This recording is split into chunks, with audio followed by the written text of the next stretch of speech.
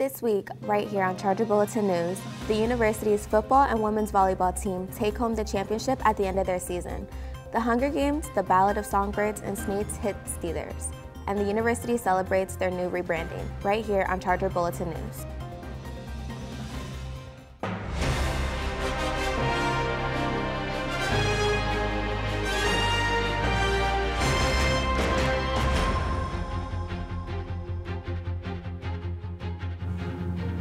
Hello, and thank you for tuning in to another week of Charger Bulletin News. My name is Gina Cruz.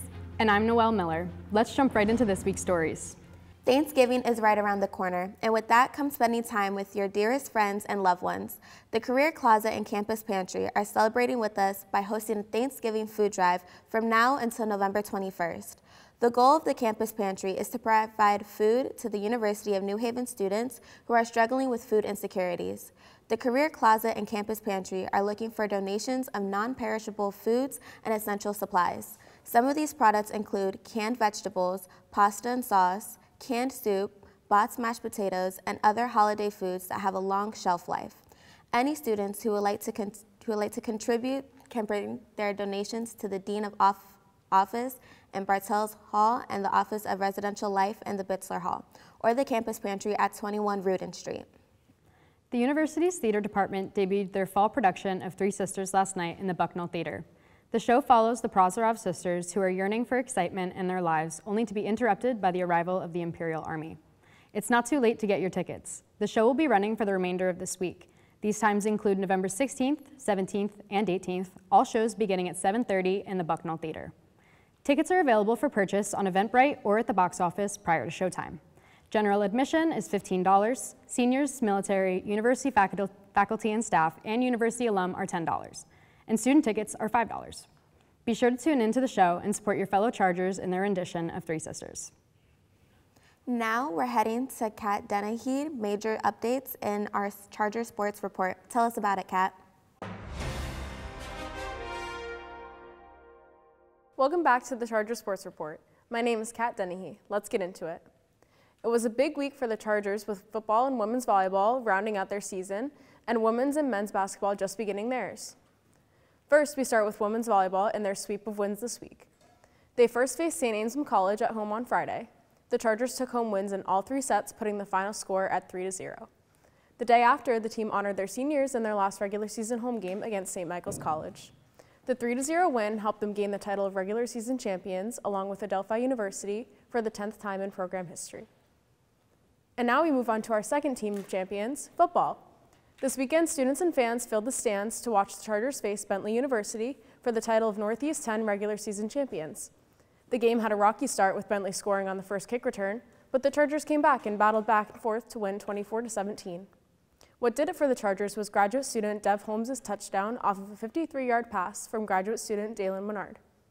The win also earned the Chargers a pick into the NCAA Division II playoffs. They face University of Charleston away this Saturday at 1 p.m. Men's basketball is now 1-1 overall after their season opening tournament at St. Rose. They faced Post University where they lost in overtime 89-85.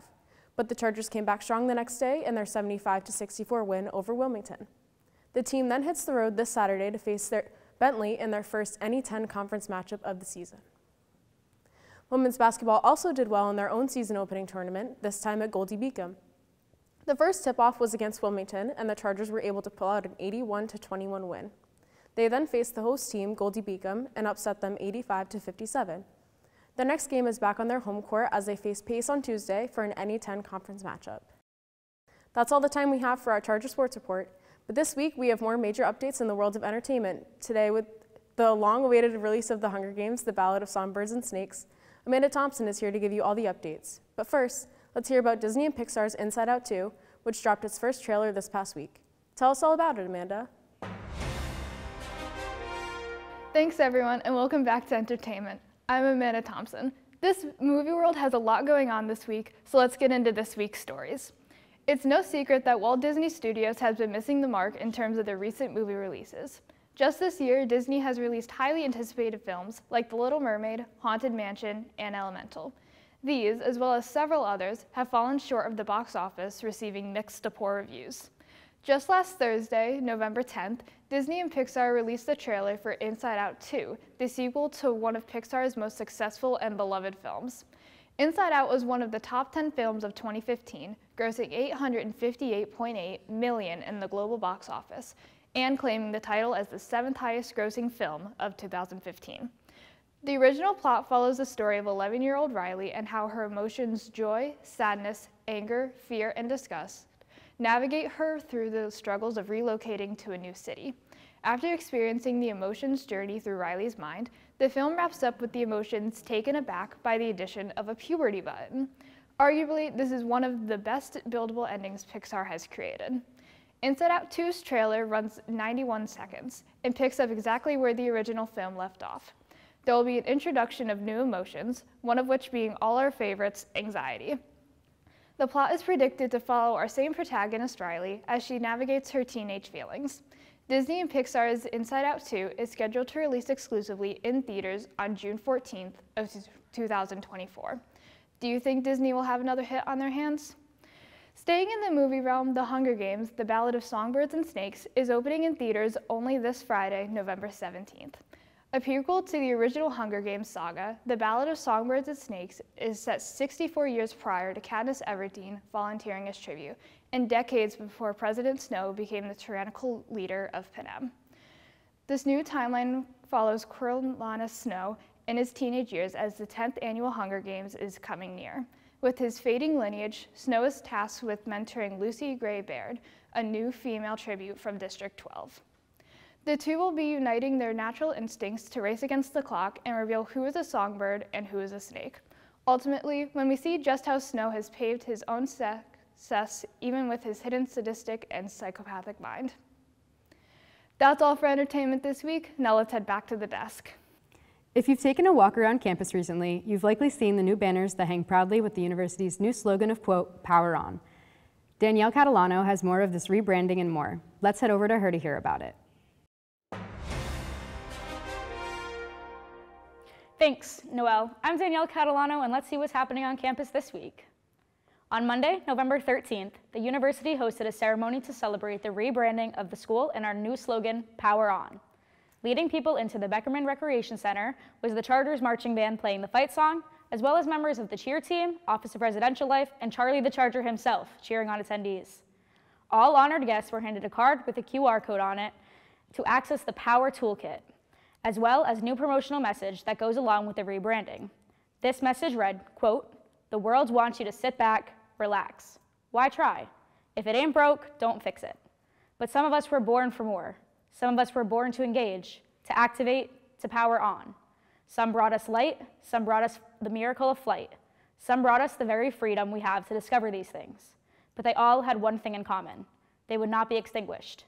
A light switch on in them could never be turned off. And the world benefited. So go ahead, fix what isn't broken, tinker and alter and update. And if anyone has a problem with that, we'll be here waiting. University of New Haven, power on," end quote. At the rebranding ceremony, guest speakers Bruce Barber of WNHU, Leslie Bilby, CEO of Digo, and the company that helped with the rebranding, and interim president Shayon Zenger, said that the point of the rebranding was to bring the campus community together and display our abilities to overcome any challenge that might come our way. Students should be on the lookout for more signs of the new slogan around campus, including the school website, light post banners, and even t-shirts. A reminder to all students that residence halls are closed for Thanksgiving break.